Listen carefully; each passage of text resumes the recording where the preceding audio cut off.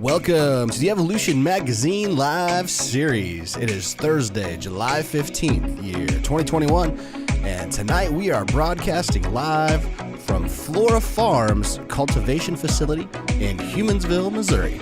Tonight is your opportunity to ask questions to the lead commercial cultivators growing your medicine in the state of Missouri. With Ben Krieger, Mark Buddemeyer, Nikohle Mann, and Matthan Black of Flora Farms. Be sure to ask your questions, and our show will get underway in just a few moments. But first, a word from our sponsors.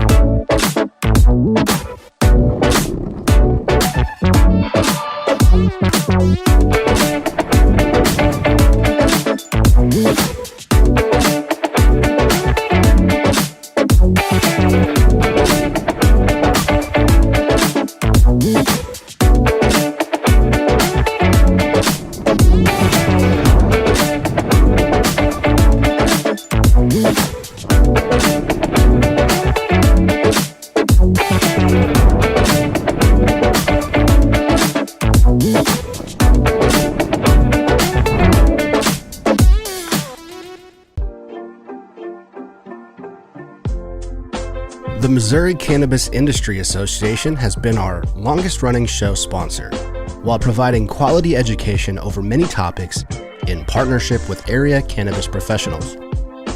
MCIA is dedicated to a free cannabis market to create supplies and prices that are patient-friendly, with initiatives to support adult-use cannabis, to protect home growers' rights, and expand the caregiving program. Go to mocia.org to learn about memberships, to learn about their certified caregiving program, and learn how to get involved. Thank you, MCIA, for being a show sponsor.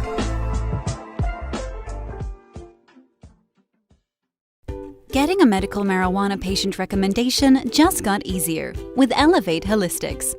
Using HIPAA-compliant telemedicine software, Elevate Holistics enables patients like you to receive medical marijuana recommendations from the comfort of their own homes. Here's how it works. First, visit elevate-holistics.com to book your appointment using our online schedule. Then complete the intake forms in our confirmation email. Finally, visit with the doctor using the link in your confirmation email. It's that simple. Book an appointment today.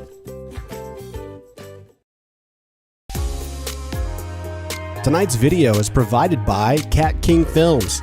Check this out. Cat King Films is offering promotional content, commercials, training videos, wedding videos, and documentary-style video production at an affordable price.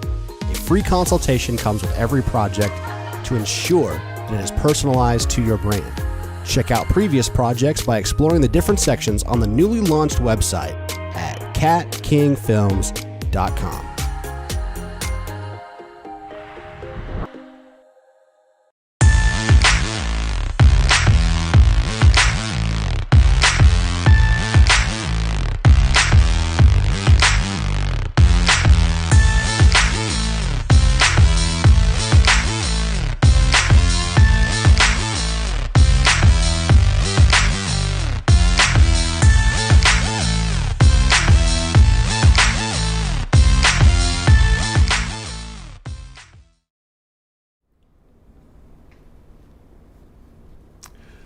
Hello, Evolution friends and family. Welcome to our live series. We are shooting live here from Flora Farms Cultivation Facility in Humansville, Missouri. This is the largest cultivation facility in the Midwest, not just Missouri, but the entire Midwest. You guys, we have some amazing video. We got a live tour earlier. We took a bunch of video. There's 3 gigantic buildings out here filled to the brim with cannabis, and it is beautiful. We have some amazing talent here. We're going to show you the whole lead, the cultivation directors, all kinds of lead positions here to make this all happen. I'm going to introduce them here shortly, but before we dive into the entire show, I want to give a quick shout out to our sponsors. Thank you, MCIA. We have a live show next week coming from Happy Rock Farms with Culligan Water. Thank you for being our longest show running sponsor. Make sure you guys tune into that show next Thursday.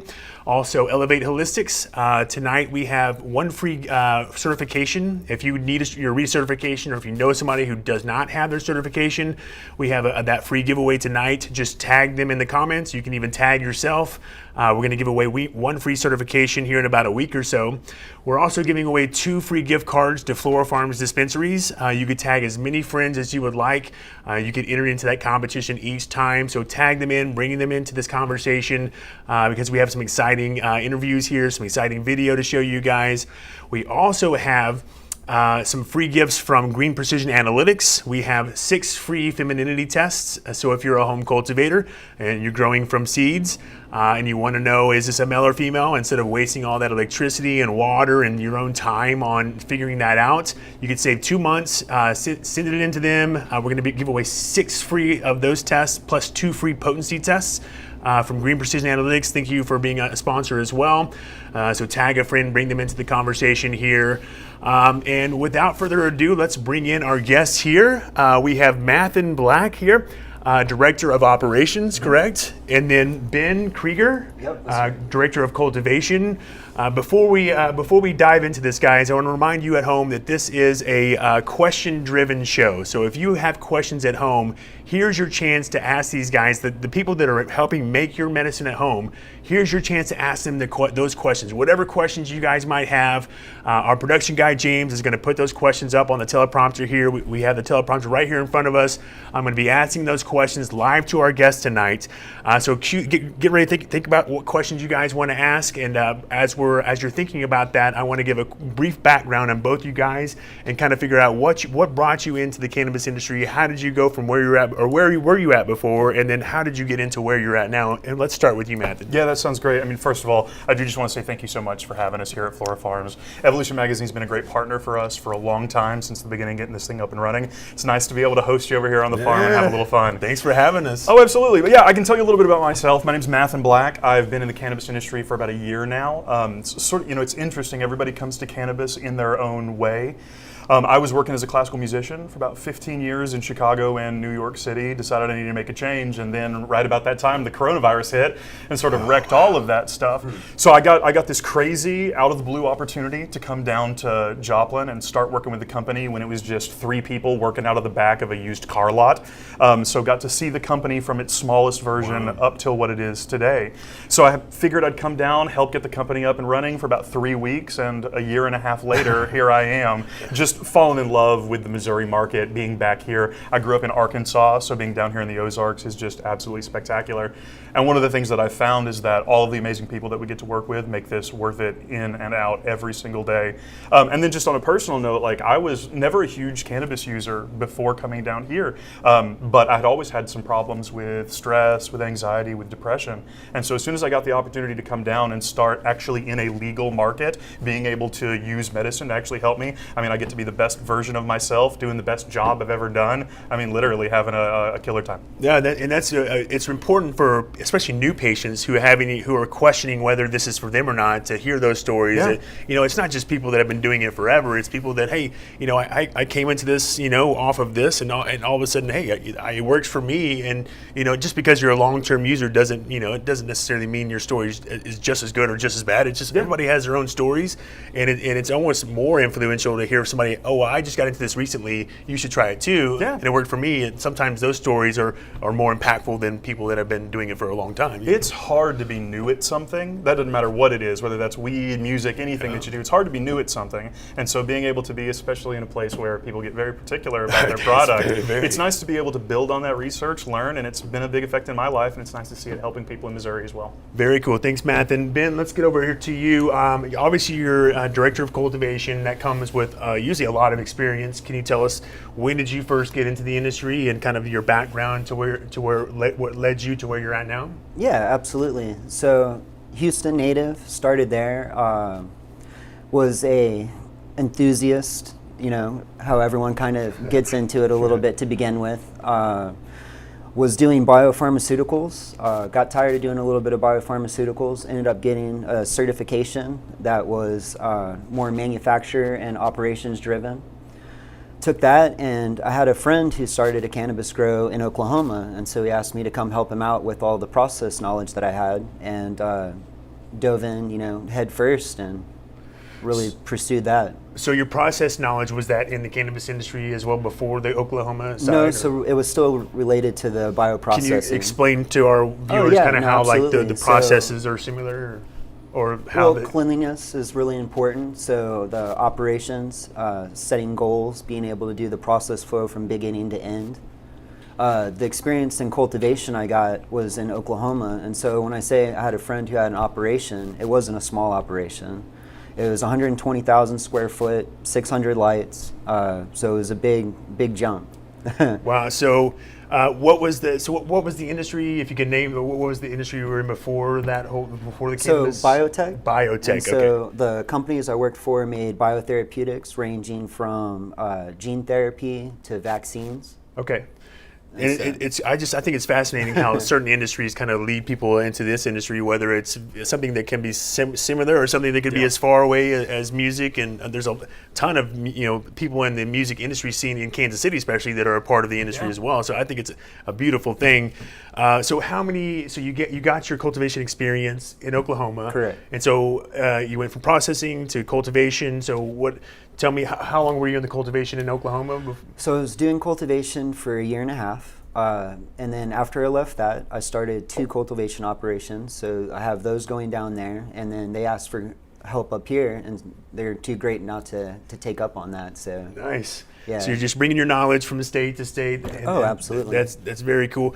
James, while we continue this, why don't we go ahead and pull up some of the video of the cultivation, and maybe that will inspire some more questions here from the audience, and we'll show you guys a little bit behind the scenes in a screen. And maybe, Ben, you can kind of like talk about what we're seeing in that.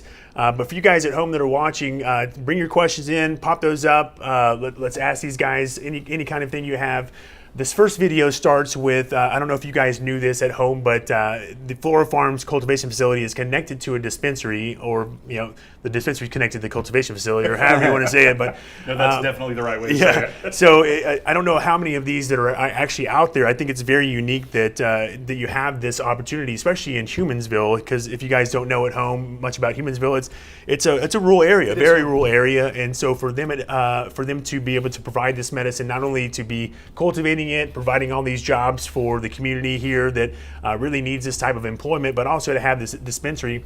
Back up, James, real quick. I want to show that this is the irrigation room. This looks like there's a lot going on here. Can you kind of, what are we looking at here, Ben? Right here, these are going to be our tanks that we feed the rooms with. So in the middle, we have our batch tanks, which is where we put concentrated nutrients into, and then those are going to be fed into the larger ones. So this is all on and this timing. Is for one room. Everything's this is just based for on one timing. room? Or excuse me, not one room, one building. One building, and there's 3 buildings total. And then here in one of the other shots, I think we have a big open shot of all the 3 buildings. So this does all the watering, does all the nutrients. Is it completely automated? This, or am I saying that right? Completely automated. Automated. Sorry. The delivery system is, but it takes 2 technicians to measure everything out and add them to the tanks. Yeah, we have 3 full-time technicians who work just in our irrigation department, and they switch back and forth between all of our rooms. They support each other like nobody's business. But as you can see, as you look through here, that's a Netaflex machine that helps with all of the automated watering systems. But 2 6,000-gallon tanks pull up from a aquifer that we had to dig 900 feet down to be able to have access to clean water. You saw our RO machine in here that cleans the water as well before it's mixed with our nutrients, moved into the holding tanks, and then piped all throughout the building to get to the rooms. So you said this is all based off a well system, right? And then you're some kind of reverse osmosis. So that's great because I mean that's got to be great on the environment, right? You're not. It's cheaper for the patients in the long run. You don't have to pay for that water all the time. We're super lucky. The water from our well is pretty clean. We'll see some variations in pH levels based on the weather and the rainfall that we're seeing, but because of the cleanliness of our water, we're able to have a clean slate that our irrigation guys and our directors of cultivation can paint all of the nutrients on it that you need to feed the plants wherever they are in their life cycle. So are there 3 separate wells, one for each building, or are they all feeding off the one? We basically dug down to the center of the earth so we would never run out of water infinite ever. Flows of the core rivers of the earth. But it's true. That's something that we have to worry about. When you're growing at the scale that we're growing out, resources can be hard to come by, and we have to be planning months in advance in terms of our nutrients, our grow media, and we wanted to make sure that no matter what happened in the world, we always had enough water. If you're going to do hydroponics, you kind of have to have water, right? Sure, and let's not just keep it just with finding out where the water's going to come from. And we just came from COVID, right? We just had supply issues, so tons of supply issues, getting nutrients, getting let's talk about that. Like, let's go back and revisit. I'm sure this was a nightmare, not only for you, but anybody in any kind of industry in the world. But let's talk about the massiveness of this cultivation operation and the amount of nutrients you have to order, and when you have to wait a certain amount of time. Like, let's talk. What was that like? How did you get through that whole supply planning? A lot of it came from helpful people. So, Cultivate and Grow Generations. Those have been both like critical assets for us. Spectacular resources. They've let us know when shortages were coming. They let us plan that out, and then they also let us use their warehouses for storage in the meantime before we get our stuff too. And then what were their names again? So Cultivate Denver, and then Grow Gen. Wow, or Grow Generations. But that's very cool. I've never heard of people like, hey, by the way, you might want to order more of this. We're about to, you're going to have to wait a long time. Before we got our system more under control, I mean, you guys all have to remember, this business has only been running since the beginning of October. Yeah. We have had to learn so much so quickly to be able to get this up and running. But early on, I mean, we were so great to have partners who literally told us, and other growers will know this too, there's going to be a big shortage this summer for all grow supplies all across the world because of what's been happening. And we had great partners who literally would call me on my cell phone on their day off, night or day, and be like, no, you really need to order this now or else you're not going to have it. We're like, for sure. Holy crap, sure. Give us 12 truckloads, please. Yeah, well, you'd be surprised. The biggest impact has been home growers. So we make a big dent, but with how many people are starting up, not just in this state, but everywhere, that people can actually start doing it themselves, all those little amounts have accumulated. Sure, and when you have a brand new industry, and it's not only happening for the first time in Missouri, but there's other states that are coming on board right around the same time. So it's I can see how that can create some issues across the nation, not only for Missouri but all the states here. It's a beautiful problem to have, but all you home growers out there, support your local grow stores. Yes, please. Yeah. Go talk to John. If you're in Springfield, John at Am Grows in Springfield, he will hook you up. He will. Yeah, he's in a band too, I think. He is. He's a kick-ass guitar player. I think we have our first question here. Let's see. Keep the questions coming in, guys. The first question says, what books or resources would you suggest to further your career in cultivation? So if somebody was, if you were looking to hire somebody to come work in your cultivation, I guess, what would you suggest them to read, and what kind of experience would you be expecting from them? Anyone can grow. So that's the thing that I always tell everybody. Like, I try to teach everyone as much as I possibly can because, like I said, anyone can do it. Books and resources, it's so subjective. I would take a lot of bits of information you can get together. The Garden Saver is a great one. Great. The 3 Alight book is a great resource. But don't be too ambitious. No one's going to hit 3 Alight. It's like 80% genetics. So there may be a lot of cultivation facilities, commercial cultivation facilities, that they thought they could get 3 Alight. But YouTube, like, my biggest resource is surprisingly Instagram. Yeah. And so I follow tons of people on Instagram.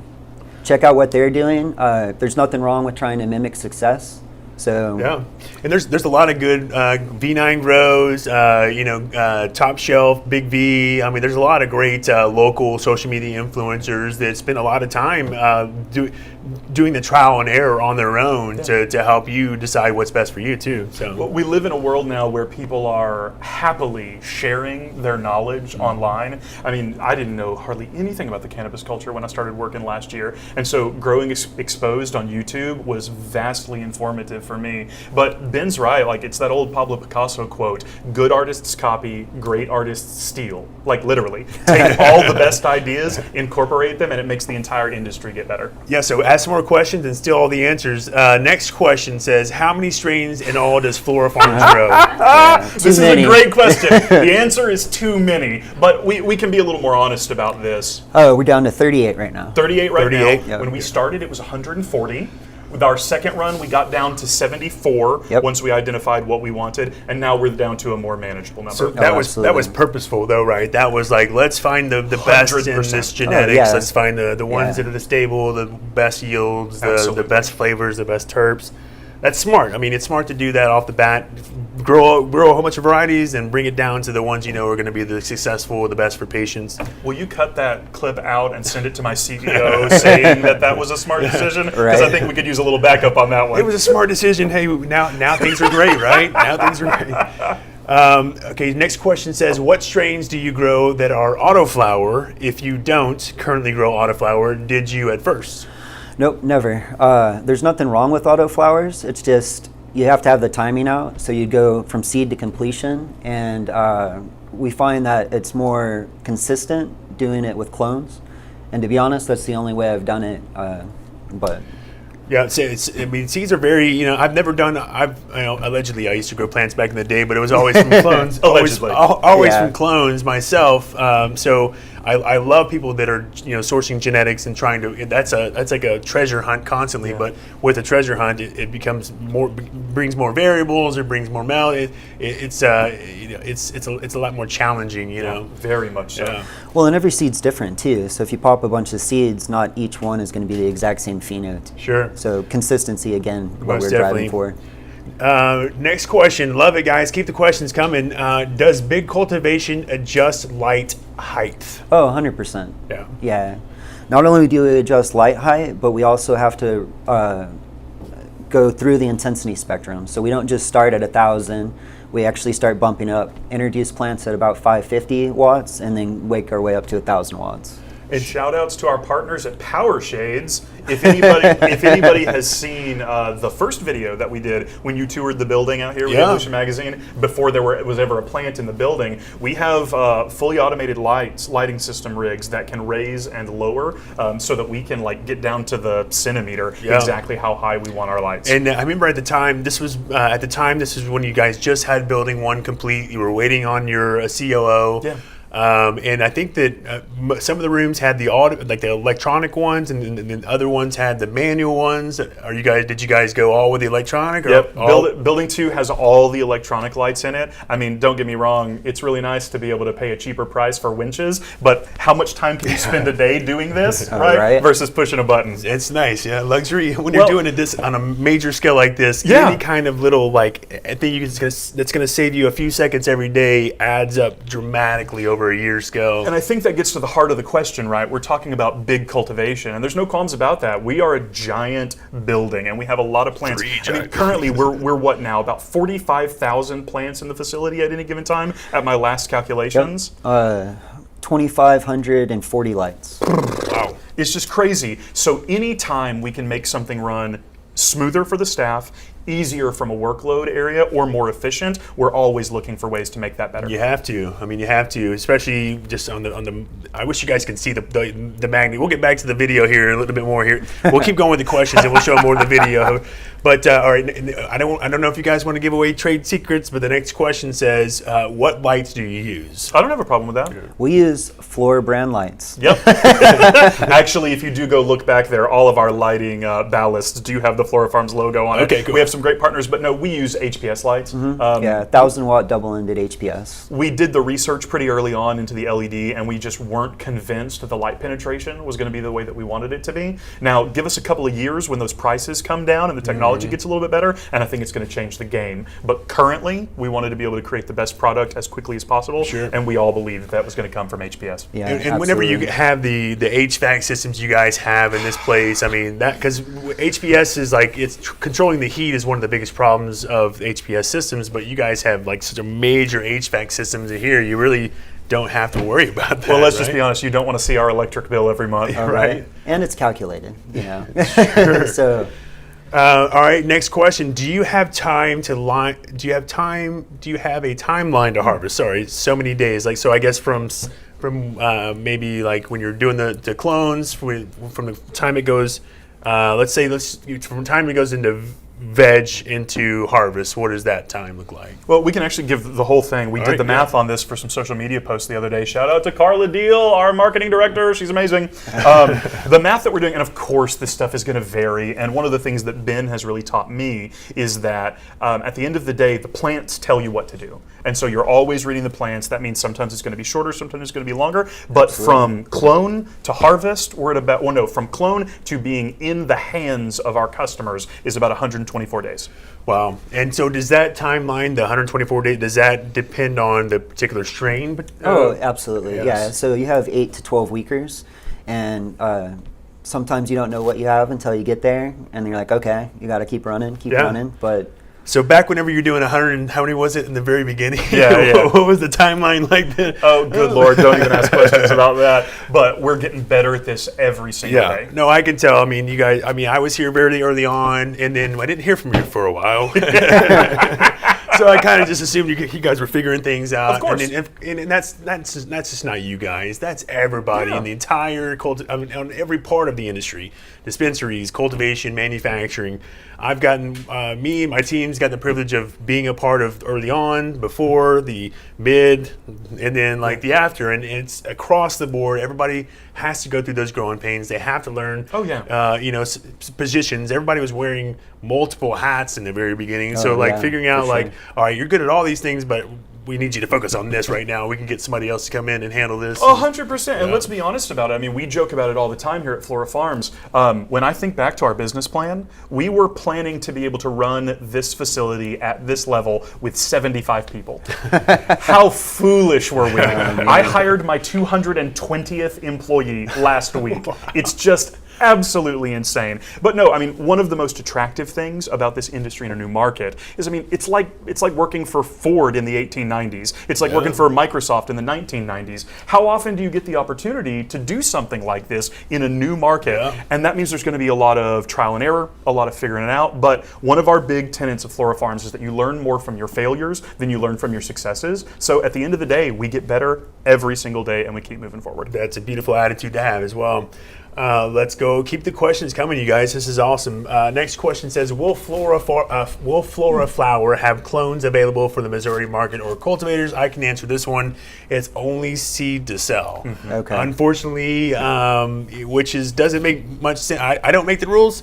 If you don't like the rules, you can email DHSS and complain about that, because like we just discussed, it makes it more difficult for home cultivators to have that consistency, right? From clones, it has this particular set of genetics. You're going to be able to have this product. It's going to take this many days. You should have this yield. If you do all these things, it's a lot more controlled, as opposed to popping from seeds where you don't know the genetics, whether it came from a reliable source or not. If that reliable source has any credibility, they'll even let you know there's still a chance that this may not pop. It may be a male or whatever, unless it's an auto. There's all kinds of variables, and unfortunately, DHSS has decided to make it a little bit more difficult for home growers. But maybe that'll just make all the home growers just amazing home growers instead. And maybe I'm wrong, and we'll see how the legislation changes over time, we'll see how the business model changes over time. Yeah. Currently, we're trying to do one thing really well: grow the best weed in Missouri possible. We'll see what happens over time. So here's my second part to that question: is if we cannot grow from clones, is there going to be a cultivator that's going to start growing for seeds, or is that in Flora Farms trajectory? Because you can only, because as of right now... That's kind of a hard one. I don't know Yeah. how the logistics, or not logistic, but law would be on that part. Yeah, so because dispensaries are technically, well, whenever there's seeds available, they're allowed to sell those seeds, but obviously it's not in the interest of cultivators to be wasting their time with seeds when there's a shortage of flower. Sometimes you can find a seed, you know. Every like once in a blue moon, hey, this one's like $1,000. This is the only one we found. No, it's true. But I mean, honestly, at this point in our business model, if we're dealing with seeds, our board of directors has some pretty big questions for Ben and myself. So it doesn't. So I wouldn't expect to see seeds for sale at dispensaries for a long time. While, because the supply and demand hasn't even gotten close to being, because you guys are not only providing flower for patients, but you're also going to be providing materials for the manufacturers. It's a huge part of our business. And there's such a shortage on options of delivery methods via the manufactured products. Yeah. So, we're a long ways away from providing seeds to home cultivators legally under the current legislation through DHSS. Yeah. But if you guys don't like that at home, please email your local DHS person. Go to DHS's website, find their email, tell them how you would like to have clones for sale, because if that was the case, you guys would already have clones in all the dispensaries that you're already providing flower for, right? Oh, for sure. Yeah. So, anyway, great question. Next question says, what happens to the unused nutrient solutions? We don't have any unused nutrient solutions. Yeah, absolutely not. So each batch is mixed and used until it's empty, and then we re-go. If we have to drain something, everything we use is a water-soluble organic salt. And so when I say organic, it's not necessarily like, it's such a hard term to explain. It's not Whole Foods organic, it's that it was made from organic materials. Correct, organic. yeah. And so like organic chemistry molecule-wise There is you what I'm go, referring to, you know what I mean? For all you biochemists at home that know what he's talking about? Your vast following of biochemistry nerds. But yeah, that stuff is safe. It goes into a reservoir that we have that we monitor with the state. Cool. Yeah. Okay. So let's talk about. Is there any time where you were just have you had a time where you had to get rid of stuff where it's like, okay, does not meet our standards. This is not going to work. Has there been a time where that's happened? What do you do with that stuff? Well, I mean, everybody makes mistakes, Yeah. right? And you're going to have those situations. And if we sat here and acted like we've never lost a plant before, we'd just be absolutely foolish and then presenting ourselves as something that we're not. But the state was very clear with how to deal with issues like that from a waste standpoint. I don't think you guys want me to go into the law that I had to memorize a year and a half ago, but something about sawdust and mixing of inert material at a ratio of 50-50, marijuana and another unused material. Yeah, I can quote that stuff if you want me to, but I don't think you do. But at the end of the day, we have to take care of the product in a safe way for the community that surrounds us. So DHSS has been a great partner in allowing us to figure out how to do that. And we have a $50,000 grinder out there to make sure that any marijuana product at whatever stage that it's in does get destroyed and then mixed and then dispersed in a way that it's not going to be out there for somebody to come and grab and try to use and not be a theft risk. Very cool. Let's go. Oh, I was going to say let's go back to the video. We've got more questions. You guys are awesome. Hey, by the way, don't forget to tag a friend at home. We have those giveaways, the free potency test, the free femininity test from Green Precision Analytics, the free certification from Elevate Holistics, and the 2 free gift cards to Flora Farms. Tag a friend, get into those competitions, keep the questions rolling. Next question says, are you guys using highlight temp staffing? I don't have a problem talking about that. No, They've been great partners of ours so fantastic. far. And I know that that's a business model that's worked in a lot of other states, a lot of other markets. Just for those who do not know, that sounds like a staffing company that helps you staff for your... Absolutely. Okay. Well, one of the biggest problems that we've had, and I know everybody's having this issue, is because we're not an established market, we don't have an established workforce. Yeah. And so we made the decision pretty early on that we weren't going to try to hire people who had growing experience. Like Ben so astutely said earlier, we can teach anybody to grow. It's like playing the harmonica. It's really easy to pick up and do, it's very hard to get good at.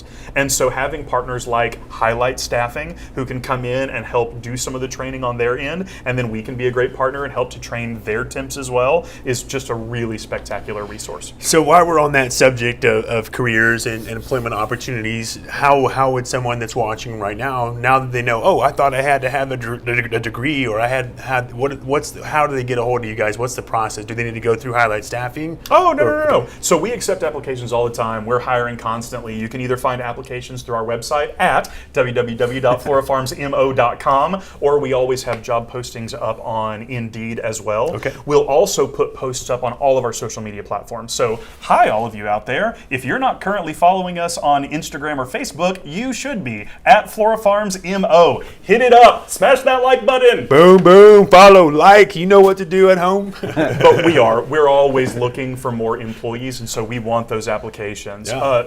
This is one of the things that I like to talk about in the industry a lot. A lot of people who think that they want to work in cannabis don't understand what commercial cannabis is going to be like. Yeah. I mean, I love getting to see people who are really passionate home growers, but I mean, you guys all know you're home growers. I make this joke all the time, and I apologize if this offends you, but it shouldn't. But home growers are like marathon runners or vegans. They can't shut up about it. So a lot of home growers treat their individual plants with so much love, so much care, so much attention, almost like a Japanese bonsai tree. And that's fine if you've got your 12 plants that you can grow. When we're growing 45,000 of them, it's just a different deal. So what we're always looking for in a great employee at Flora Farms is the ability to work hard, openness, honesty, integrity, because we can teach you the rest. We can't teach you how to be a good person, but we can teach you how to grow badass weed. So is locality, do they have to be near Humansville, or what are you? In a reasonable commuting space. Okay. Anything over an hour just doesn't tend to work for people. I mean, Ben knows we work hard, long hours here at the facility. And so if you're commuting any longer than an hour, it's not a big deal. But we have a huge group of the population from Springfield, from Bolivar, and the surrounding areas up in Humansville. All these 3 communities have been really great partners. In Springfield, it's a little bit less than an hour away. Yeah, about 50 minutes. If you're over on the Nixa Republic side, it can be about an hour, but anything more than that, it's just not easy for the life. And so the next question, I can answer this, but I want to pass it on to you, and then I'll tack on to. But the next question says, speaking of hiring, can or do you hire someone with a felony on their record? Oh, I get to talk about this all the time. You see this little guy right here? This is an agent ID card. This is what allows the Department of Health and Senior Services to keep track of everyone who works in a medical marijuana facility. And now I know there's been some sort of like a little bit of mystery around the back end of that process, but the basic idea is that we can absolutely hire somebody who has been convicted of a felony, but it can't be a violent or drug-related crime in the last 5 years, or probation for a violent or drug-related crime in the last 5 years. So as long as the record is out from the space and you've kept things clean, moving forward healthily, we'd love to have you.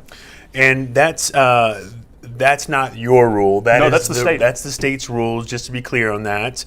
And there's also places like this is all changing too, guys. And as we're seeing things on the federal level, as we're even seeing things on the local level, like in Kansas City, where cannabis was completely removed from city ordinance code, and not only was it removed, but they provided a platform through the website, through Kansas City's website, where you can go in and apply for your own expungement without a lawyer's help and get your own expungement. That's so cool. For nonviolent cannabis-related felonies.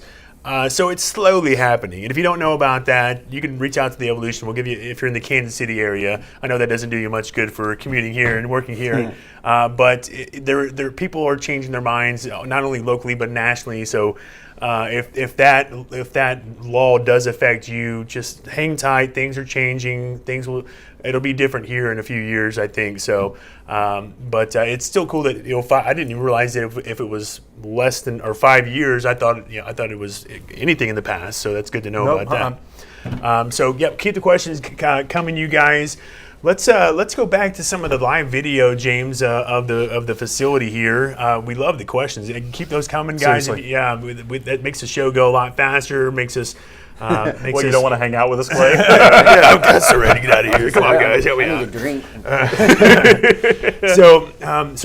What are we looking at here, Ben? So this is our clone room, or not clone room, well, our veg room. These are young plants that have been transplanted into 4-inch Rockwell cubes. Little cuties. Yeah, they look great. So how many clones do you guys have at one particular time? Roughly 12,000 on tables, and then on the racks an additional 4,000 to 6,000. So what would you say your percentage rate is on the ones that you use? 120%. No, we use every one. Right now we have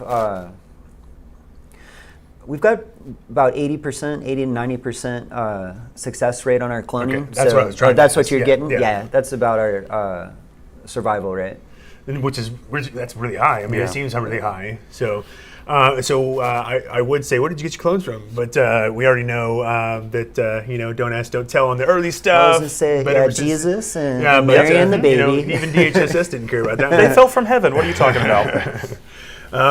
So this is still more in the bedroom here. Yeah, this is the cloning process right Look at here. that crew right there. So what is the cloning process? If you don't mind explaining what's happening here. I mean, I would say it's very simple. It does take a lot of technique. What you do is you take a cutting that has a meristem on the top of the plant. And so that's the most important part. So you can't make a clone from a leaf. And so some people think that, hey, you can get roots to grow out of a leaf, but it's not going to turn into a plant. But you take a cutting, it has a meristem, you clean it up so it has enough leaves to still photosynthesize, and then you scrape the bottom of it, take off that outer firm part until you get to the soft, but you don't want to cut into the fleshy portion, the xylem in the middle. Then you go ahead, you add your rooting hormone and plug it in your cube. And so do you have mother plants that you're Oh yeah, cloning for off? sure. I think you saw them in that video. I look like the larger video, the larger plants there. Yeah, absolutely, right there. Look like some of the mothers there. Now, will those mothers just keep getting bigger and bigger, or do you just keep cutting those down to keep them getting? So you have to groom them and maintain them. So essentially, when you have moms, instead of growing flower, you're growing clones. And so you do the same thing. You do your defolies, open them up, and try to promote clone growth. Okay. And so yeah, you cut them down and you shape them into bushes. So ours are a little overgrown. That's why you saw them cloning, but we'd get some after pictures and they'd be nice little shrubs. So those are some of the mothers that went through that whole selective process of being early on, where you had the 100 those plus are the varieties. Those are the ones that made it through the screening process here. That's pretty cool. You're looking at some of the mothers of all the medicine that you guys are consuming at home. I think that's pretty cool. Well, we're so fortunate to be supplying such a large portion of the flower in the state of Missouri right now. I mean, we have manufacturing partners all over the state, dispensary partners all over the state. My logistics crew sends weed out to literally every corner of this state every single week. And so when you start looking at the mothers where all of those plants come from, it's just huge. I mean, all of the way that translates down to the finished product, it's crazy. How many pounds would you say, if you think about all the clones that came off of one of the largest mothers in that room, how many pounds do you think that one of those mothers has created? I mean, it's hundreds for good sure. Lord. I mean, it's insane. Easily, yeah. Our entire production facility, when we're at full capacity, running full steam ahead, we're sending anywhere from 133 to 162 pounds of flour to test 3 times a week. So that's about 500 pounds of flour that goes out to testers every week, and then as soon as it gets back to us, and finishes the curing process, then it literally hits the streets as quickly as possible. I mean, we've got this amazing vault back in our logistics department, and when I was couldn't working, show you that. Sorry. Yeah, sorry about that. There's some security risks at play there. But one day I had to take a Zoom meeting from the vault, and I needed to be back there for security coverage. And so I opened up my laptop, and it's got the camera behind me, and the guys on the other end just looked and was like, "What's that behind you?" And I look back and I go, 2,000 pounds of weed? It's crazy. The amount that comes out of this facility is insane. Yeah, I mean, truly. It's like I said, the largest producer in the Midwest right now. I mean, there's still some cultivators that have to come online, but I mean, kudos to you guys for not only being the largest right now, but from doing it from the ground up. I mean, most of these other cultivators have gone into buildings that were previously existed and retrofitted them for their operation, and you guys built from the ground up because you knew exactly what you wanted it to have and all that, and that's whoever you guys use for construction, I need their number if I ever need anything done real fast. Yeah, we're very, very lucky on that, and it has been nice seeing everybody else come live from a cultivation standpoint. I mean, everybody goes through hard times when it comes to this stuff, and we've got great partners in the other cultivators here in the state. I mean, the guys over at Greenlight are amazing. The guys at Bee-Leaf are awesome. Illicit's killing it. I mean, literally, there's so many great people here that we look up to and work with all the time. And that's great that you talk highly of your competition is who they are, but it's cool that you guys are, you're not, talking trash on each other. We all You're have the supporting same each goal, I other. think. Yeah, same goals. You're supporting patients. It's cool to hear the industry vibe like that. It's easy to talk trash when you haven't been through the shit the way a lot of people are. But I mean, doing this day in and day out, understanding how difficult this process is to start up all the way to order fulfillment, it just gives you nothing but empathy for all of the other people doing the same hard work you're doing. Oh man, I know what you're going through the grind too, man. I get it. Well, let's do this. Unless you guys have any last minute, anything else last you want to say before we take a little commercial break, and we're gonna bring on a couple more guests. Any last minute thing you want to say to our not audience? at all. Only thing I'd say is take it up, grow it home, kill it. Yeah, it's cool to see a lead cultivator, director of cultivation at a commercial facility like this, encouraging people to grow at home. Oh man, for sure, dude. I'm all about the flower and the hash. So. Yeah, the hashish. Any last minute words before we take a little break? All of you people out there, you have a lot of options when it comes to purchasing flower. When you're in Missouri, shop Flora Farms. Shameless plug. Right? Yeah. Shameless. Hey, thanks, guys. Great first half. We're going to take a little break. We're going to check in with the Can of Convict Project. Real quick reminder, we have those giveaways, 6 free femininity tests, 2 free potency tests from Green Precision Analytics for you home growers who are forced to pop seeds at home to home cultivate. We also give away 2 free gift cards to Flora Farms Dispensary, 1 free certification from Elevate Holistics. We're going to take a quick break, and when we come back, we have a couple more guests that I'll introduce you to, and we'll watch more live videos of their cultivation facility. We will see you guys after the break. Nice. Hey guys, Chris and Christina with the Can of Convict Project. Hope you're enjoying the show there at Flora Farms. We just have a few short updates for you this week, and we'll let you get back to the show. So we want to say a special thank you to Flora Farms. They did a fundraiser for us on 420 and gave us a good chunk of money that we've been putting to really great use for our POWs, as well as some additional swag that we're going to have available for everyone at future events. So thank you so much for thinking of us and putting that together. We had some exciting news. Senate Majority Leader Chuck Schumer and Cory Booker introduced a federal rescheduling bill on the national level. So read into that, support that. It's going to help out a lot of different cannabis convicts and a lot of other folks as well. So look out for that. So it's pretty similar to the MORE Act. It expands on the MORE Act just a little bit, like allowing the VA to recommend for PTSD and other ailments that our veterans face. So that's really wonderful. And again, if you guys know anybody who is in custody for a nonviolent cannabis offense, there is no list. Please remember to reach out to us. You can find us on Facebook. You can find us on Instagram. You can email us directly at canaconvict@gmail.com. So just keep your eyes and ears out, and let's keep their stories alive. And no one belongs in jail for a plant. We've had a couple people reach out to us in the past couple weeks, and so we're looking into some of these new cases. So we'll let you know if we end up working on those there in the future. But like she said, please reach out if you know anybody. We need to find them, and we need to get them out of prison as soon as possible. That's about all we have for you this week, guys. I hope you enjoy the rest of the show. We love you guys so much for all of your support. Continue to show up to these events and support everyone else in the community. Most of us are ran off of the generosity of others, us being nonprofits. So every dime that you send our way, we're grateful for. Every shirt that you buy, every lighter that you buy, anyone else that you support in the community. There's so many great causes. We love seeing y'all, and we'll see you all again soon. I love you guys. Love you.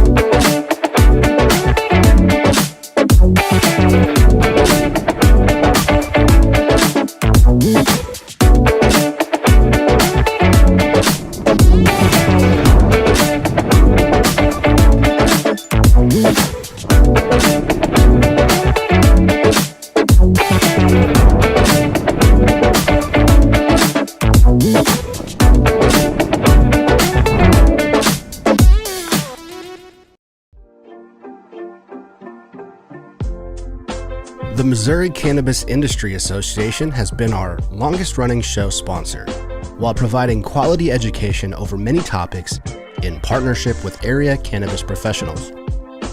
MCIA is dedicated to a free cannabis market to create supplies and prices that are patient-friendly, with initiatives to support adult-use cannabis, to protect home growers' rights, and expand the caregiving program. Go to mocia.org to learn about memberships, to learn about their certified caregiving program, and learn how to get involved. Thank you, MCIA, for being a show sponsor.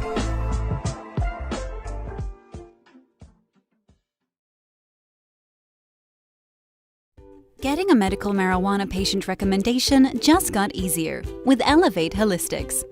Using HIPAA-compliant telemedicine software, Elevate Holistics enables patients like you to receive medical marijuana recommendations from the comfort of their own homes.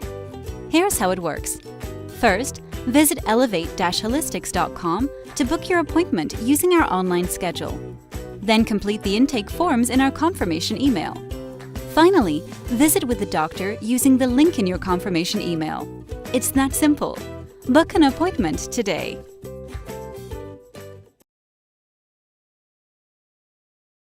And we're back to the Evolution Live series. Thanks for sticking around through the commercial break. Thanks to Can Economic Project for giving us that little update there. A quick reminder, we have those cool gifts, the free gift cards at Flora Farms, the free certification from Elevate Holistics, the free femininity test and free potency test from Green Precision Analytics. Tag a friend for those competitions. Let's introduce our next two guests. Over here to my left, we have Nikohle Mann, client relations, yes. Right? Yep. And then we're going to come back and hear your story. Okay. But first, let's go to Mark Buddemeyer. Mark is one of the very few people who are in his position for Director of Cultivation here in the state of Missouri that actually grew up in Missouri, right? That is correct, actually. Yes. So you were also featured in our one of our very first issues. I believe it was our September issue, that was September of 2019. That was probably our fourth or fifth issue ever. Lifetime ago. Oh, it seems like 5 years ago, doesn't it? Oh my gosh, yeah. And that was before you got in contact with Flora Farms. Correct. Before you had just came back home. But before I tell your story for you, why don't you just tell us kind of where you grew up and then how you got into the industry and then how you connected with Flora Farms. Yeah, so I was born in Kansas City.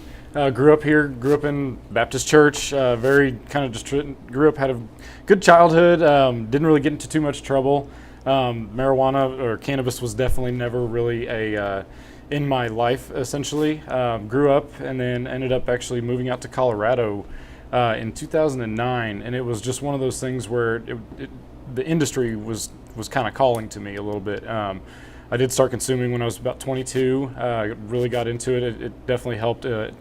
Certainly stomach issues that I used to have actually with eating foods, different types of foods. So that was kind of one of the biggest things that really actually turned me on to cannabis and got me really thinking what else is about this plant that I can really learn from. And I just ran with it hard. Moved to Colorado for it. Ended up out there for about 6 years and really heavily invested in the industry. So what did you do whenever you first got there to try to get into the industry? Honestly, I started sweeping floors. Just the old janitor. 2 hours a night to help clean up the dispensary. Master of the custodial arts. Oh yeah, I got into that, and there's a lot of turnover in the industry. People don't realize that it takes a lot of effort and a lot of hours and just really willpower to push through and just to learn more, because it's a lot harder. It's indoor farming. You are doing farming, and even on the side of the sales and the retail side, it's a whole new ball game, and people have so many questions, and the knowledge is not really out there. So to be really good at it, you really have to invest your time and kind of go out and search on your own for information. So you got your foot in the door as a master of the custodial arts. That's correct. Or janitor, if you want to be a dick about it. That's custodian. And then what was next? What was next after that? So I started running the front side of the store. Ended up being turned into a manager position pretty quickly, and at the same time learning a lot in the grow side.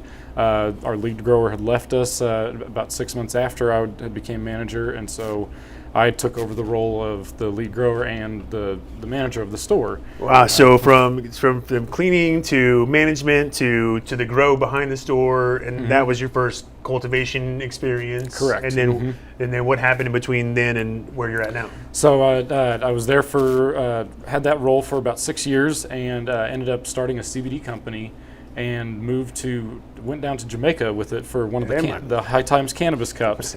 It was very well received. A lot of people that were in the government down there were very interested in the medical marijuana industry, but This is before there was a legal market. yes, in Jamaica. Okay. Yeah, and so they needed the experience, but there was no one in the country really that really had a lot of that. So there was a few companies that were going down there that were very interested. And so we just kind of took the risk and ended up going to Jamaica, and was down there for about 2.5 years actually.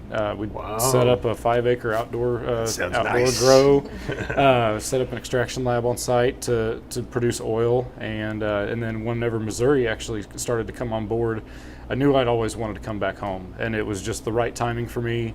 Came back here, and hop, skip, and a jump later, got involved with Flora Farms actually through an event I believe that you were at. Yeah, actually, yeah. So. There was lots of career events early on.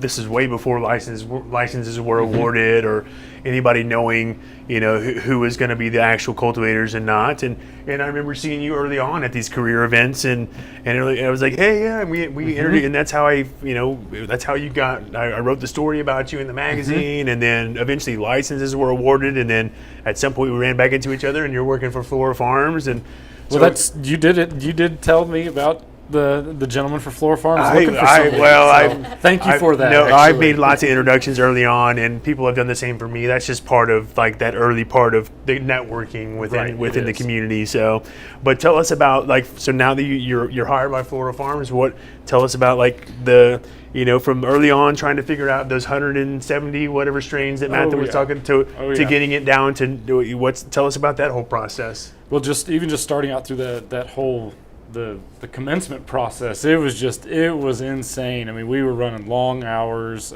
just getting through every step of this with the DHSS. This is before you got your certificate of occupancy. Exactly. Before you could grow anything, you had to go through all these rules and regs and things, and everything had to be very precise, and camera angles and all it's things you'd never think about, but it really does truly set the facility and the business up for success if you are forced to go through all of these steps, because then it's kind of a blueprint to say, okay, this is what is expected, now do your best with what we've told you that you need to do. And it's all possible. It's just, it is very difficult, and it takes an army of people to accomplish all of this. So I'm sure we have some questions, and I have some questions, but before we get too far into that, I want to jump back over here to Nikohle. So client relations. So tell us, how did you get into the industry? What is client relations, and then how did you get here with that role at Flora Farms? All right. So, I was actually born and raised here in Missouri. Small town republic, then the clever. Oh. Yeah, but when I got old enough, I was like, well, I think I need a break from Missouri. So I decided, Sometimes you do. Sometimes you just need to venture off a little bit, open your mind. And I was an enthusiast as well, I guess you could say here. So I went out to California. I was actually experiencing seizures at my late teens. Sorry to hear that. And so that's one of the reasons I had gone out to California. I'd heard about, some medication, cannabis medication. I said, okay. I said, I'm going to try it because I know I couldn't trust what was in Missouri. Sure. Yeah. This was early on. Yeah. How many years ago was this? So when I was an enthusiast, like Ben said, it was 2005. Okay. And then I headed out to California. It would have been in 2011 was when I headed out to California. And it only took, a couple weeks, 3 weeks. And I was able to completely get off of a seizure medication called Keppra. Oh, nice. And literally just substituted with cannabis RSO. And I started using that. Was able to completely eliminate all my medications. Yes. Yeah, and that's amazing. It was kind of because some of the medications I took they had a lot of side effects on a lot of my just organs in general. I was sick all the time. I didn't feel good. Even enamel off my teeth. Like, I mean, it was just awful. So when I was able to stop that and substitute for cannabis, I mean, it was like life-changing. I bet. So before I even actually jumped into the industry, I was really big into advocating for it. I was talking to a lot of different people about it. And then, you know, I was more interested, and I had to know more about it, and I started off as a bud tender in California, in Newport Beach. And I started off as, you know, weighing little 8s here and there for all the different patients that came in. And You didn't have to sweep first? Huh? You didn't have to sweep No, first? we You did just sweep. skip that part? Oh no, trust me, we did sweep. Yeah, no, we swept among other things too. They California market, they work you hard because everyone's replaceable in California. Sure. So you have to show your worth, and you have to prove it to stay with the company, because if you're not putting, you know, any effort in, I mean, they've got 20 girls. Especially because this was like, there was only 2 states, Colorado and California at this point. Yeah, this was still medical. This was back in 2012.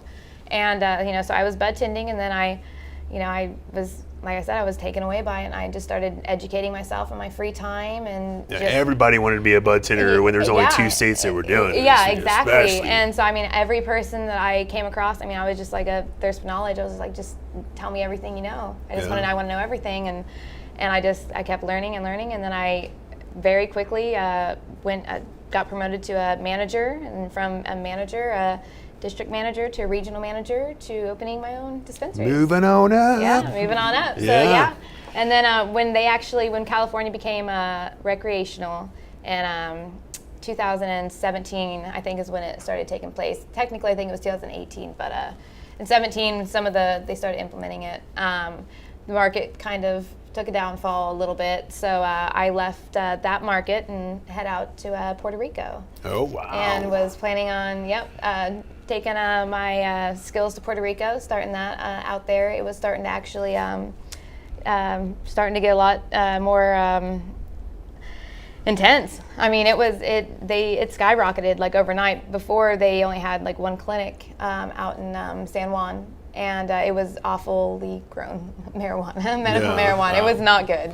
It was not good. Like the stuff that the government has a patent on right now? I mean, I don't think I would use it for mulch. Okay. Like, it was really, really bad. Okay. And then they improved. Yeah, they improved. And then I started that. And then Hurricane Maria and Irma hit. So destroyed the whole entire market. So we volunteered for a few months, helped out, and then with my illness, I couldn't do it because the medication wasn't coming in. So came back to good old Missouri, and then the voting was happening, the legalization movement, and I was like, well, I'm not going nowhere. Yeah, it's about to happen. I'll find my place here. Yeah. So, and then I was, I got lucky and got a resume put out to Flora Farms, and I got a phone call from the CEO for an interview, and interviewed with him. And I remember when he called me, he didn't even tell me the pay, nothing. He was just like, hey, I'm calling. I said, I'll take the job. He couldn't even finish the sentence. I was like, I'll take the job. He said, well, I haven't even said what. I said, I don't care. I'll take the job. So, yeah, that's cool. Yeah, so I started back in February, and then so I pretty much, I'm the one, the direct contact with all of our dispensary clients and what their needs are, what's selling, and what they're looking forward to, and just trying to, help them succeed with their dispensaries. That's so cool. I had no idea that you were similar to Mark. You were from here. You left and got the experience and came back with it. And those are some of my favorite stories. So we'll have to do an article about you in one of the future episodes, since we did one for Mark. It's only fair, right? Yeah. So if you guys have questions at home, James is ready to put those up on the screen here.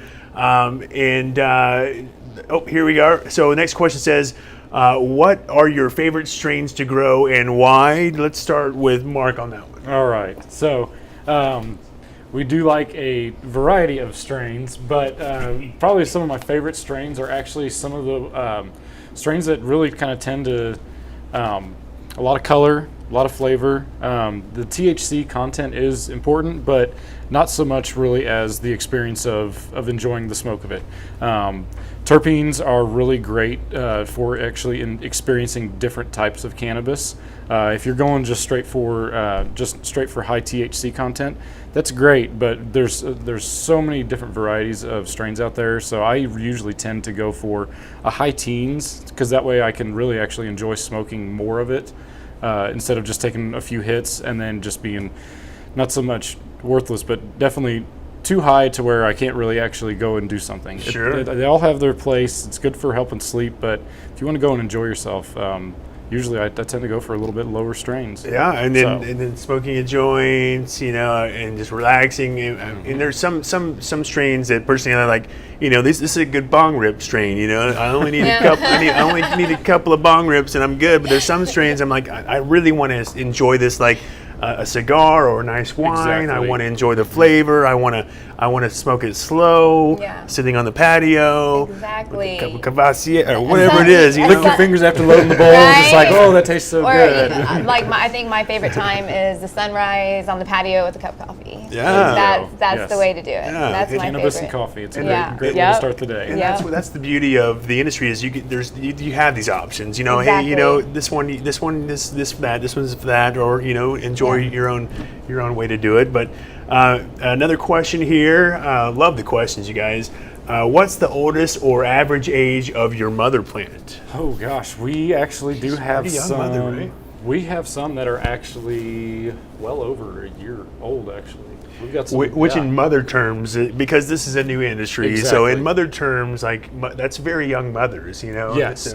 So, Out in Colorado, we had some mothers that were over 5 years old. You just continuously pull off the same one, and it's a lot of work. They tend to look a little bit hideous after a while because they don't really resemble the same thing as what you traditionally see as a plant, but they're there to produce clones. So that's what you're going for. So they look a little bit different a lot of times. Sure, and then keeping a plant around that long, I mean, it's really, it's keeping a mother around for a long time is one of the hardest things to do. I mean, you could always grow a plant. This one went sideways, that's fine. We'll just replace it. We'll put another clone in. But when your clone producer is looking a little sick, you get a little worried. Yeah, because you're doing your best to preserve genetics, and whenever there's a certain thing that works, especially on the commercial side, when there's a strain that fits well in a commercial setting, fast grower, yields well, is easy to work on. Those are very important traits for us to focus on, because the home grow, you can get those really good boutique style buds. You can run a plant for 12, 16 weeks. In a commercial setting, that's very hard to do just on a monetary standard, because you're trying to keep product going out, and so when you have a long lead time, adding additional 50% of your time just in the flower cycle, that's very difficult to make work, especially in a cycle grow. So speaking of difficult things, what has been? It's a twofold question. From your time of being a master of the custodial arts to where you're at now, what was the most difficult challenge you had to face? And then from the time you first started working with Flora Farms to where you're at now, what's been the most difficult thing that you've had to face in that timeline? So originally, it's just the industry just growing pains as far as new regulations coming on board. It's fine they're there for a reason, but it does make it very difficult sometimes for smaller mom and pop operations out in Colorado to get started. There was a lot of new regulations. It was possible, but there was they were making the business tighter. It wasn't running so loose and fast like the Wild West. They were doing everything they could to get the industry some respect and credibility. And correct me if I'm wrong, and that was in Colorado, and those were reverse regulations, right? Those were like the industry had already started, and they're coming back with more regulations. Exactly. That's why it's difficult for these mom and pops. In Missouri, it was they were learning the rules and regs, but it was pretty much like, here's the thing, we're going to define a little bit as we go, because there's a little bit of clarity needed, but it's pretty much, here's the rules, and we'll define those a little bit further as we go. So it's a little bit more clear cut here, which is nice, because Oklahoma is going through the same thing right now. And now they all have to go back to metric and back to compliance, and things were so nice before. But now there's going to be a lot of mom and pop businesses in Oklahoma that are going to be out of business. It is difficult, but when it's being used for medicinal purposes, there has to be some type of standard operating procedures and just standard of quality for people. Because if you're giving something that's poor quality to a sick patient, that's you're hurting them at that point. You're not actually doing anything to help them. Yeah. And this plant is such a new industry. We can't afford to have that happen to Missouri. So the fact that they are trying their best to keep it tight and regulated, it is difficult at times, but in the end, it's worth it because they are doing everything they can to protect the patient. Sure. I agree. And you know, to add to that, I mean, a lot of the patients, I mean, you know, sometimes I spend times at our dispensaries, our Flora Farm dispensaries, and I see a lot of people with a lot of illnesses, and, you know, you have to take an accountability. A lot of these people probably, you know, have compromised immune systems, and anything, if, you know, without those regulations, you could severely hurt someone, if not, you know, possibly kill them. I mean, there was that big fiasco, you know, with the uncertified cartridges, the black mark, you know, and we just don't, you know, obviously no one wants things like that to happen. So yes, it might be a little aggravating sometimes to get it perfect, but like there's reasons for it, and you know, will always be 100% compliant with that, because especially with Flora Farms, like I could not imagine like ever being responsible for, you know, anything where. Yeah, so I'm glad that those regulations, especially in Missouri, are in place. Sure, it's nice to have those up front instead of, you know, get them out of the way, figure them out up front, create systems based on them up front instead of retrospecting and then having people fall out because they can't meet those new standards. Exactly. I mean, and especially with the, you know, the medical industry, is, you know, with the older industry like the, you know, California, the Wild Wild West, people try to cut corners, and with things like that, I think this cuts it back a lot. Sure. So I think it's awesome. So another question here, and Nikohle, will go with you on this one. Mm-hmm. Can you walk in and shop and tour anytime? I'm assuming they're talking about this facility, since it has a dispensary up front. I'm assuming they're talking about this particular facility. Uh-huh. Can they? So if it's the dispensary, as long as you are with someone who has their medical marijuana card, you can come in as a guest. You will just have to have a valid ID and be over the age of 21. And you cannot purchase anything, obviously? No, Missouri is still medical. So under, you know, Missouri law, you have to have a Missouri medical marijuana But card. the reason for that is if you're, you know, if your grandma, let's say, has a hard time hearing the bud tender or seeing or understanding, you can bring your grandma in as her guest and help her. Help her, you know, and another thing too is, you know, when you fill out your medical marijuana card applications, you can also have, you can put caregivers on there as well. So if, you know, grandma has a hard time hearing, you could, you know, she could list granddaughter to purchase that product on behalf of her. Sure, and grandma wouldn't even have to be here. Yep. So, and then the second part of that question is, do you allow public tours of the cultivation facility? Or? As of right now, no. We do not offer any cultivation tours. The only time we would ever offer a cultivation tour is that, you know, when you follow our social media, sometimes we do awesome giveaways or contests, and then if you enter, then sometimes we do offer a private tour. So now that we know that, we may have to give away some free tours coming up. We'll have to talk to somebody else. Yeah, we just did that not too long ago when we were raising money for Can of Convict, so for 420. Oh, cool. So yeah, I mean, if you guys follow our social media and keep up with us, you might win a chance, you and a friend, with a private tour of the facility. So, and I think lunch was even provided too. So, I mean, you can't beat that. Yeah. So, we might have to talk about this after the show tonight to see how we can collab on some free tours here at Flora Farms. But guys, keep the questions coming. While we have a little break, I think we have a break in questions. While we have a little break, let's bring up the video tour. We haven't even finished touring the facility here, and Mark, maybe you can. I think the last room we were in was the veg room and the mother room. So this looks to be one of the flower rooms that's coming up here. So how many flower, I mean, we've already talked about there's 3 buildings out here. How many flower rooms are there total right now? So we've got 18 different flowering rooms right now. 18, okay. Mm-hmm.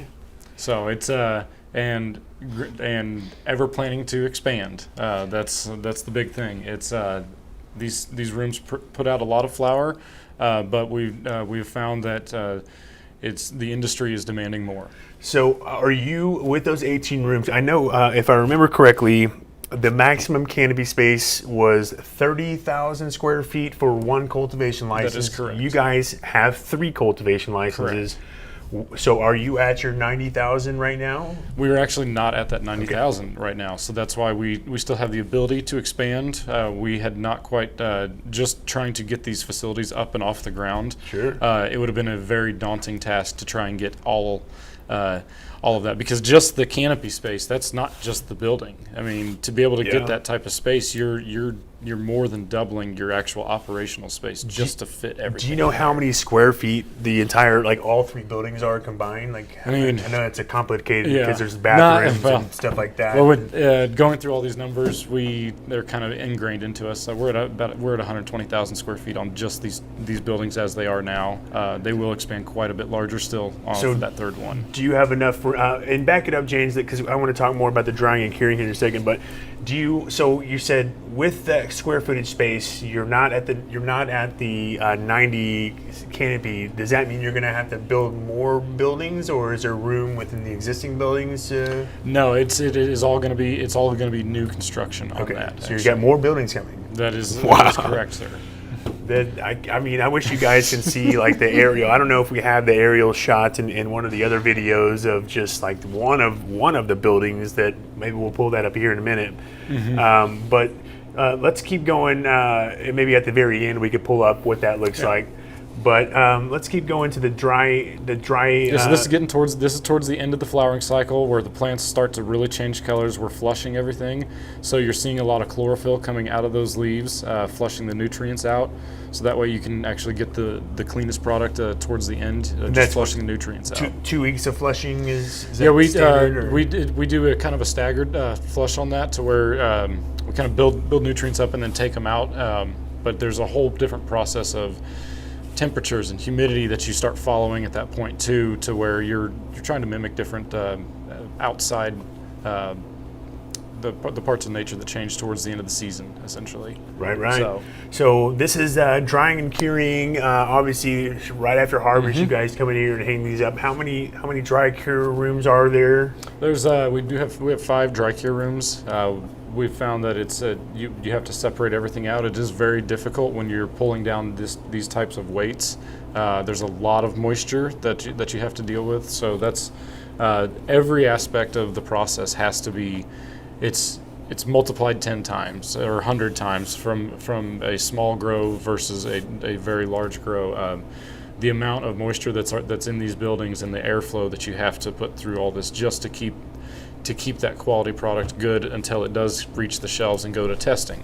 So we really work hard on the infrastructure of the facility to keep things going. The dry cure rooms, our trimming process, our packaging team, all the way even to where it gets sent out for testing, and to our customers in the dispensaries, to where everyone can get that as it comes out, as we deem a quality product. So how do you?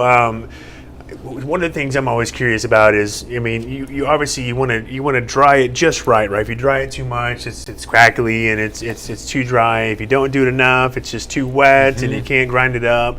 But you also have to think about like the amount of time it's going to take to get to the dispensaries, like when it's going to be bought off their shelves. Does that factor into your role as keeping in contact? Like, tell us how that factors into your relationship with the dispensaries. Okay, so pretty much as soon as they decide to harvest, everything's dried and cured in the dry cure rooms. We have a captive for that.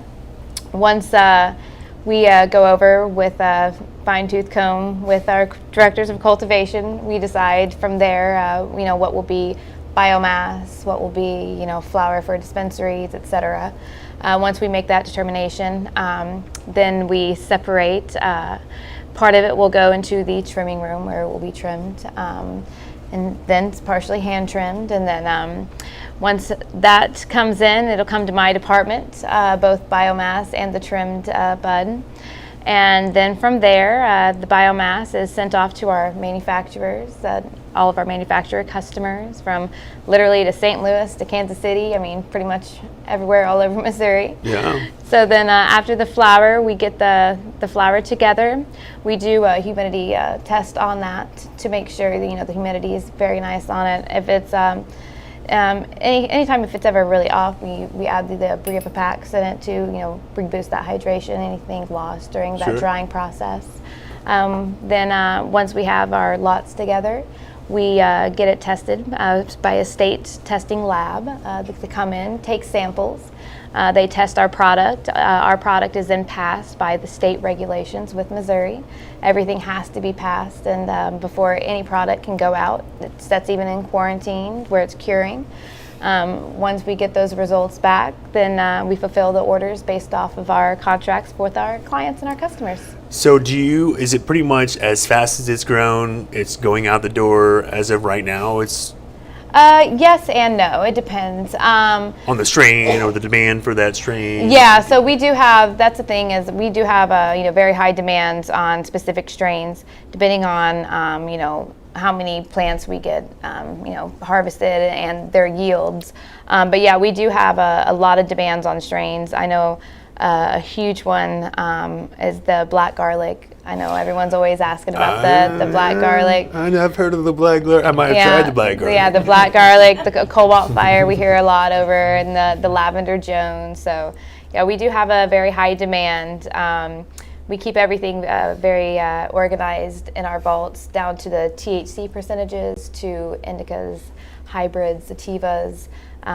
We do a very intricate allocation process. We want to give everyone a nice variety of both sativas, indicas, hybrids. Not only that, but even some based off the terpene profiles. If we want to give someone high in myrcene, we're gonna give them something high in a little bit limonene or something else. So we do a very intricate process, but we want to make sure we give everyone a nice variety. From the California market, that's what brings in your patients. It's like a all-you-can-eat buffet. It's all-you-can-smoke buffet. They want to taste it. They want to get to know it, and that's the best way to do it. So. I'm one of those shoppers that very rarely do I buy the same thing twice in a row. I just want to try it all. I had that one last time. You should see my allotment, man. My allotment every day. I'm like, because I'm like, wine tasting's overrated. I pair it up. I go. I'm like, oh, some magic pineapple gelato. What are we working with? Ooh, I like the word magic and gelato. That's the crazy. The magic pineapple gelato we put out. My favorite strain we have ever put out. It was a 15% THC, but when we ran that terpene profile outranked any other flower that we have grown, even the 28%. Yeah, it's all about that. The entourage effect. What's a wine kind of sommelier? Sommelier. Sommelier is not just for wine; it's for cannabis too. Yeah. It is. It really is. Big time. The terpenes, man. They're making it. They're starting to be the star of the show. Oh, it's starting to be. People are just realizing that is the number one star. Yeah, exactly. The whole sitcom. Yep, exactly.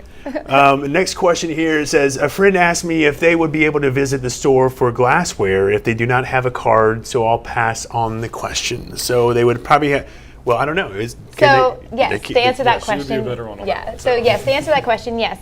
You and your friend can come in to buy anything that is non-medicated.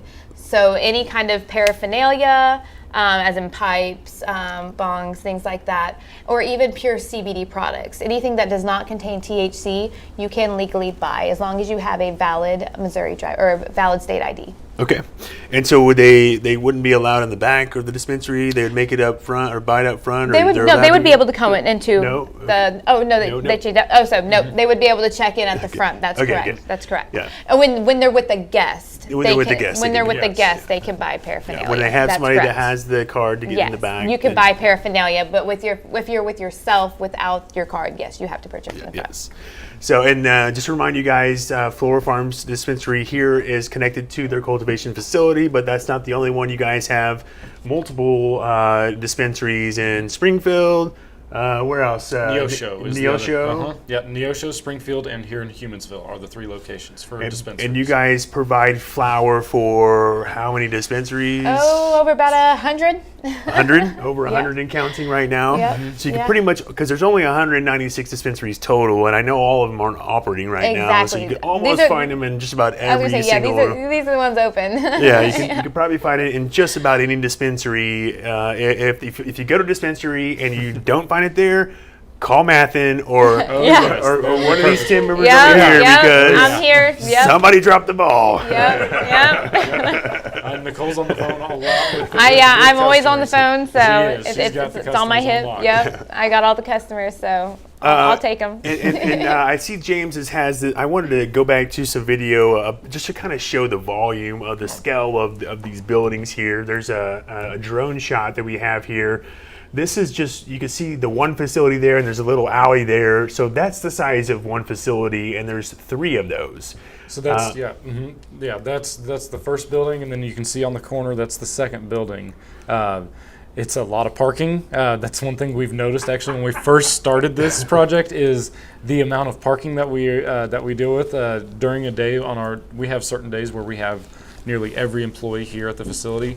Those are they're a wonder to see on how many cars are here actually. Yeah, for that. I mean, it's on harvest days or big trim days or whatever the biggest day is for you guys. I mean, it's a lot of hands on deck. Wednesdays and Thursdays are our big days every week. That's just kind of how that goes. Just for employee numbers, it's always busy. So we try to schedule large projects.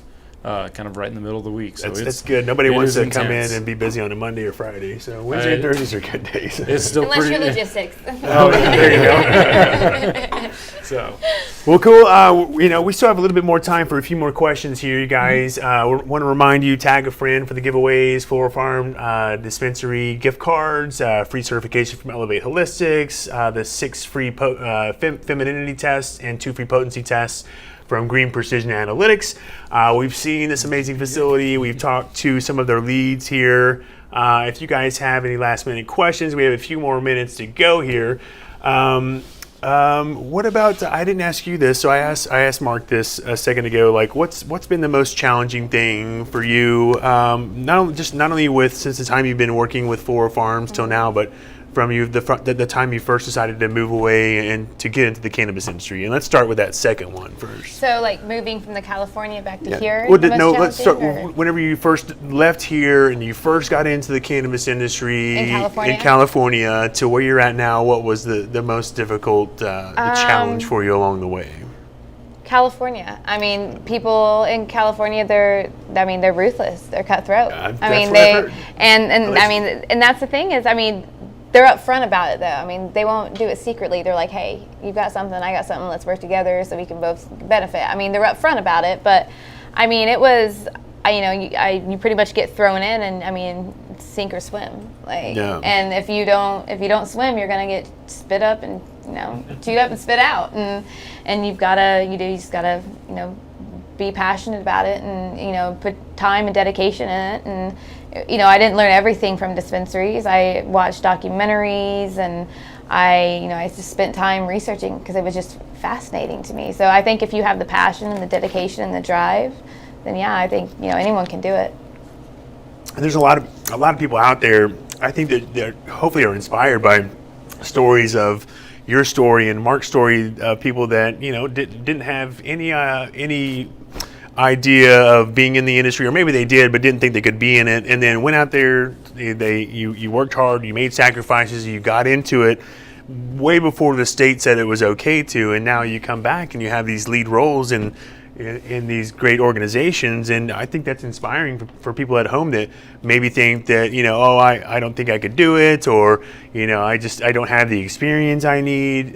Just because it's happening in the state that you're around with right now doesn't mean that you can't take that. You can come in here and like they said earlier, they're hiring people that don't have any experience because they want to train you how to do it. And that's the thing is, people might get discouraged about that, but to be honest, this is the best place to do it because I'll be honest with you, California, those markets are so oversaturated. Yeah. You're not going to learn a lot from a market where, it's just constant. I mean, this is a new market. It's just now starting here. And I've seen, I've seen the potential of, just in California, just even the 7 years, just how much it changed. And, I'm more than ecstatic to see the change here in Missouri, because I know where it's going to go, and I'm all along for the ride. Yeah. So yeah, if you think that you can't do it because you don't have the experience or that this is the time to do it. Sure. Because you're starting from the beginning. You want to get in the beginning, and then that's how you get your way to the top. Because when I first started as a bud tender, I thought the same thing. I was like, well, I don't know anything. I'm not going to get anywhere. Yeah. We're impressed daily on our. I know on your guys' side of the operation, and on our cultivation side. I mean, we are impressed every day. There's always something with the employees. We have so many new people, but there's always something new that we also see with these employees, and to see where they started and how far they have come as well has just been. It's amazing to see, and it's awesome to see that passion too, and somebody that new blood that gets into the industry that just they want to do anything that they can to rise and just to get better at this, and just they want to make a career, they want to make a life out of this, and it wasn't possible 10 years ago. Yeah. And so for them to be able to have this right at their front door, it's awesome, and we love the people that we've gotten here with this. So That's it is cool. awesome. Yeah. And you're growing together, and nothing creates camaraderie when you're Exactly. growing some And, cannabis. you together. just got to remember, Right? it doesn't happen overnight. You have to put the time and the effort, but I'm telling you what, Oh, yeah. it pays off. Oh yeah, It pays our off. employees work so hard, and they sweat themselves, and it's crazy, but to see them working together. But we sweat with oh. big smiles on Oh our face, yeah, though. oh yeah. And it's it's not the most luxurious job. I mean, there's a lot of monotony, a lot of Yeah. defoliating, trimming. I mean, goodness. all that stuff. Oh yeah. Oh goodness. But you know what, man? We have it feels like literally every. I know I can speak for a lot of the employees here. Every time you walk in here, it feels like you're walking into a family reunion. Yeah. Like everyone knows people's kids. Like it's a giant family here. It's not like work. It's like, oh hey, how's so and so? People bringing salsa. I mean, it's a family environment, and it's incredible. And it doesn't Wing feel like work. Wing Wednesday. I know, right? There's probably 40 Yeah. people that go to Yeah. go to a local bar and that are all employees Yeah. and just enjoy company. that outside camaraderie. That And then it I really imagine brings it that together bar as a is family. like- The Flora family. Yeah. I imagine that bar is like, thank you so much, thank God. There's a cultivation facility that just opened up, because otherwise we would not be surviving. We found out they're like shipping in wings over Oh there. yeah, you guys are having an impact not only just here with yourselves but the community that you're involved in. You know, that wing place is just they're probably just loving you guys. Yeah, being with Humansville, it's been awesome that they've welcomed it, and same thing, even just the local area Bolivar. I mean, that's just an awesome community of people all the way down to Springfield. Just who we've been able to draw great employees from. Yeah, we just need to get the construction crew that built this whole facility to build some houses around here for everybody to stay in. So Right? There might be something we never know. Well, I'm sure that's in the works. We have another question here. Will THC levels be higher in a 12-month-old plant versus a 6-month-old plant? That's really more based on the flowering cycle. It's based on the genetics. Genetics is a Number huge one, part of it, yeah. as Ben said earlier. Genetics is about 80% of your garden. The better the genetics you have, the more successful you can be, and those THC levels are the same thing. Just like you have CBD and all these other cannabinoids. A 12-month-old plant could potentially produce more. It would produce more flower, Higher yield. higher yield. But essentially, the THC content, that's all going to be based on how ripe it is. If you harvest it too early, it's not going to have it. If you harvest it too late, it's going to have been degraded, and you're going to lose some of that as well. Sure. So, Great question. It is a good question, Yep. yes. Any last minute questions coming into you guys? Let us know if there is. Anything from your perspective of client relationships that you want to, any shout outs you want to give? Hey, thanks to that person. I mean, to be honest, thanks to all our customers at Flora Farms, man. I mean, you guys are all awesome. I enjoy everything I do. Just even on a day-to-day basis, speaking with you, you guys have always been polite, respectful, and I mean, it's just great working with you. So, we appreciate you being incredible partners, and I can't wait for even more in the future. And to those 6 dispensaries that are not carrying Flora Farms products right now, yeah, come I mean, on, you're pick up the slacking. phone. You're missing the opportunity to work with me. Come on. I know my Give weed, us a man. call. Mark, anything you want to say? I mean, really, it's we appreciate Missouri. We truly do appreciate Missouri and the patience of the patients for this industry to take off. It has been a long journey. It's a brand new industry. Go get your card, get your medical cards, learn how to grow. It's a great thing just to learn a new thing. It's a hobby, and it is a huge culture and a huge community. You'll meet a lot of great people from every single walk of life, any age, demographic. It's something that people share and they can really enjoy together, and it breaks down barriers. It's been a huge thing, even just among family. When I first got in the industry, I was afraid to talk to my family about what I was doing. It's one of those where it was a stigma of, oh, that's a negative thing to be into because of just where you grew up, and the fact that able to make a whole career out of it and change my life with it, to see everyone else come full circle and just be interested in truly what's going on here. I mean, this is a huge undertaking, a big project, and they see the legitimacy, and it's impressive to see how fast the industry can go and how it can essentially even bring family closer together with times. So that's the thing too is and I mean, if you guys are on the fence about medical marijuana and you're worried about things about it because of propaganda or things like that, just take some time and just educate yourself. And there's more things to marijuana than the psychotropic, like the THCs and things like that. There are a lot of healing benefits with even the terpenes in the plant. You can actually even ingest just the medicinal benefits of that without getting that medicated feeling. So just do some research, and I think you'd be quite surprised. One thing, I don't know if you guys have seen it on Netflix, there's a documentary called Weed the People. I have, yeah. And it's a great documentary, and I highly recommend, just take a look at it. Just watch it for a little bit and just kind of see what you think, and maybe give something a try, even if it's CBD, or just try it out. I think you'd be pleasantly surprised. Yeah. A couple last minute questions rolling in here. When do you feel pricing will reflect the product and not the need? It's interesting. We have talked about some of that recently. I know that they have tried to start mimicking things now that there's a lot more education and the public is understanding more about THC contents. They're also trying to essentially gear the pricing towards cannabis content, just like alcohol and beer. A high content alcohol or high content beer, it's going to be more expensive than a lower content one. Sure, and early on in any industry, in the infancy of any industry, it always starts off that way. And see, and that's the thing too is California industry. Everything in California was always tiered. We had everything on a tiered basis. We had eighths that were $25 an eighth, all the way up to $70 an eighth. And it wasn't just based off THC content. It was based, like I said, the entourage effect, like the terpenes, the density of the nugs. So having that tiered pricing was so crucial because, we might have one customer who was broke because he's on disability that can only afford a $25 eighth, but he needed it to last him until Friday, where he could get something with maybe a little bit more THC because he needed a little bit more pain relief versus, something with a higher terpene profile or something like that. So I think the THC and with the terpenes is definitely with the tiered pricing is something we'll see. I think once people start slowly seeing it more and more and the education purposes on it, I think it'll. And then next question says, are they going to branch out or only stay in Humansville?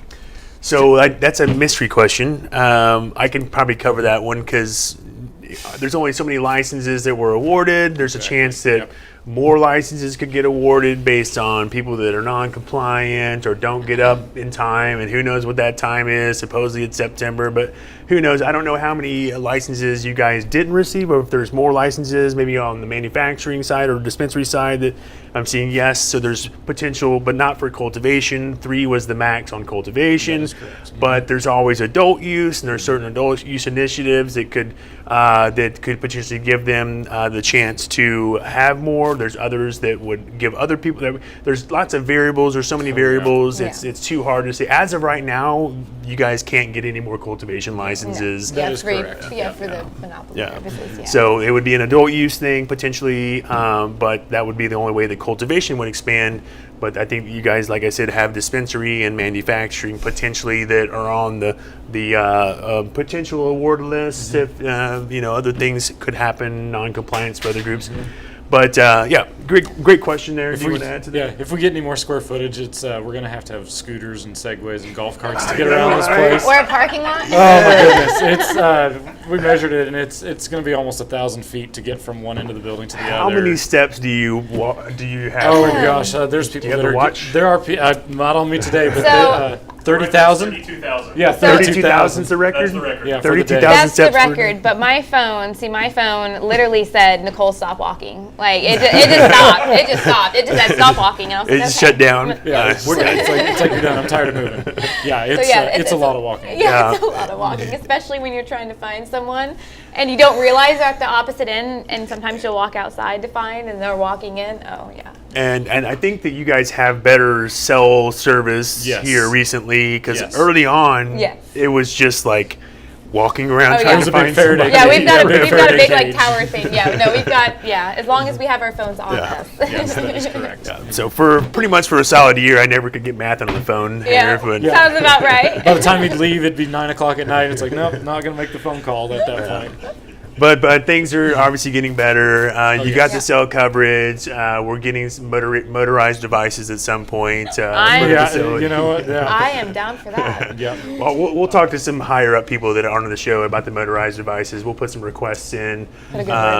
Just a big at the airport where you have that long, the flat escalator. The flat escalator the whole way. Hang on, I'm eating lunch or on the bring back escalator. some like Heelys, but with buttons, so they just go and just drop. conveyor belt. Put the plants on the conveyor Like belt some and tell them hydraulic it'll be there. Well, we got lots of great ideas for the facility coming up, and I'm sure the CEO's watching and taking send in notes. your ideas. He's just Oh, that's a great idea. We're gonna add that next month. I'm sure he's back there making those notes right now. So. I think we're getting close to ending here. Unless you guys have any last minute questions, feel free to pop those up. I want to say a big thank you to all of our guests today, to Flora Farms, for all the hard work you guys have done, it's amazing just how you guys put up these 3 from ground up builds. I was in construction, so I understand just the time it takes and how crazy quick you guys got these facilities up and running, and then went through the hurdles. We all got to kind of watch and see, and it's just amazing how quickly you've come and gotten to where you're at now, and how much great product you're putting out, and how many patients you're helping, how many dispensaries you're fulfilling orders to. You're leading the whole game right now with everything you're doing. So kudos to you. Thanks for all the hard work. It's our dedication for the medication, I guess. That's right. Yeah. And real quick to you guys at home, thanks for watching here. Thanks to our sponsors, of course, Flora Farms. We have those 2 free gift cards. Last chance to tag a friend for those. For the Green Precision Analytic tests, the potency test, the femininity test, tag a friend. Elevate Holistics, thanks for sponsoring the show as well. Big shout out to MCIA. We have a live show coming up next Thursday from Happy Rock Farms with Culligan Water. Culligan Water has been around since before I was born in Kansas and Missouri and pretty much nationally, and they're getting into the cannabis game with a reverse osmosis system. So we're going to talk about the importance of clean water for home cultivators. So thanks MCIA for being a sponsor as well. And then our last show of this month, we have a special show from the Canacomic Project. We have Robert Franklin coming on the show. If you haven't been paying attention, he was recently granted clemency from Governor Parsons. He was only the second. Oh yeah, that deserves a round of applause. He's only the second person in Missouri's history to ever be granted clemency from Governor Parsons. The first one was Jeff Mazansky, which you all know him very well. He was actually at Robert Franklin's release. We took tons of video from that whole day. We're going to talk about that. We're going to play back a lot of that video of him reuniting with his daughter. His daughter didn't know he was getting out of jail, so she was surprised, and we got all that stuff to show you guys the last Thursday of this month. Thanks to our production crew, James Thomas behind the computer there with Level Up AV, Kat King Films with the camera angles here, production work. She does a lot of that for us. Reach out to them through socials if you need any help, if you need a DJ, if you need production work, if you need commercials. Reach out to either one of them. They will definitely be able to help you guys out. Lastly, Flora Farms, thanks you guys so much for letting us shoot here. We love you guys at home. Missouri patients, Evolution, friends, family. We will see you next Thursday. Peace.